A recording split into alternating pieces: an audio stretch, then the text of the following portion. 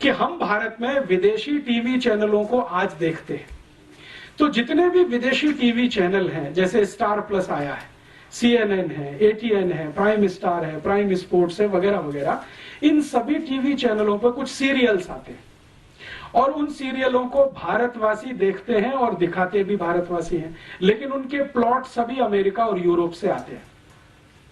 भारत में star plus पे सबसे ज्यादा सीरियल दिखाने वाली एक लड़की है जिसका नाम है एकता कपूर, उसके सबसे ज्यादा सीरियल आते हैं।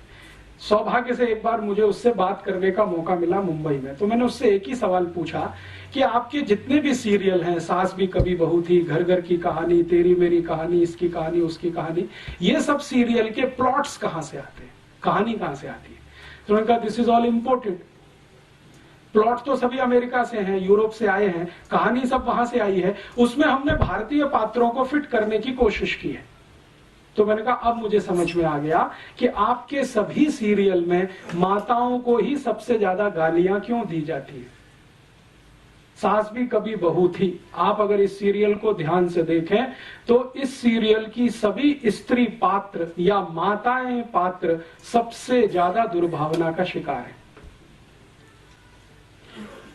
ऐसे ही कसौटी जिंदगी की या कहानी घर घर की, कोई भी सीरियल देखें, ये सभी सीरियलों को मैं देख नहीं पाता हूं, लेकिन इनकी स्टोरी जरूर पढ़ता हूं मैं, कभी अखबार में आती है, कभी मैगजीन में। तो उन सब सीरियलों में एक माता दूसरे के खिलाफ षड्यंत्र कर रही है, दूसरी तीसरे के खिलाफ, तीसरी चौथी के खिलाफ, ननद भाभी के खिलाफ, भाभी ननद के खिलाफ, माता जो है किसी और के, इसी तरह के षड्यंत्र षड्यंत्र षड्यंत्र माताओं के बीच में सबसे ज्यादा, पुरुषों में कुछ कम, क्योंकि ये सब इंपोर्टेड प्लॉट्स हैं, यूरोप से आए हैं अमेरिका, तो वहां तो माता तो कुछ है नहीं, तो उसके खिलाफ षड्यंत्र भी हो तो कोई महत्व की बात नहीं है। यहां तो बहुत कुछ उसी पर निर्भर है, लेकिन हमने चूंकि आयातित किया हुआ है, उसको हिंदुस्तान का थोड़ा मिर्च मसाला लगा के पेश किया हुआ है, तो सभी सीरियल उसी तरह के दिखाई देते हैं इस देश में। चूंकि हम अगर अपनी सभ्यता को ध्यान में रख के कोई सीरियल बनाएं और अपनी मान्यताओं को ध्यान में रख के बनाएं, तो इसके बिल्कुल विपरीत बनेंगे जो आज हम देख रहे हैं या दिखाए जा रहे हैं।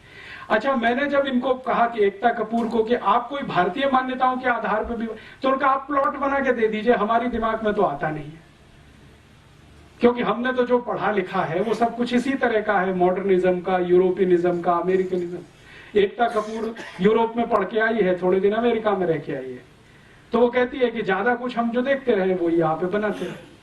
तो इस तरह का होता है, जब आप अंधानुकरण करते हैं, बिना सोचे समझे नकल करते हैं, तो इस तरह का उसमें से कुछ निकलता है। फिर हम अपना सिर पीटते हैं, अरे हमारी संस्कृति का नाश हो रहा है, सभ्यता का नाश हो रहा है। वो तो होगा ही, क्योंकि बिना सोचे समझे तो आप ये सब कर ही रहे हैं। कोई विचार तो होता नहीं, कोई बहस तो होती नहीं, कोई मुहाविसा तो होता नहीं इस देश में, ऐसे ही चलता जाता है। तो एक मात्र सत्तात्मक समाज हमारा, एक पितृ सत्तात्मक समाज उनका, अब कौन अच्छा कौन बुरा इसमें नहीं जाना चाहिए, वो अलग हम अलग। अब अलग अलग मान्यता और सभ्यता के लोग अलग अलग मान्यता और सभ्यता के ही कार्य करेंगे, तभी कुछ अच्छा होगा, नहीं तो उसमें से कुछ खराब ही निकलेगा। घालमेल करेंगे, फ्यूजन करेंगे तो खिचड़ी बनेगा।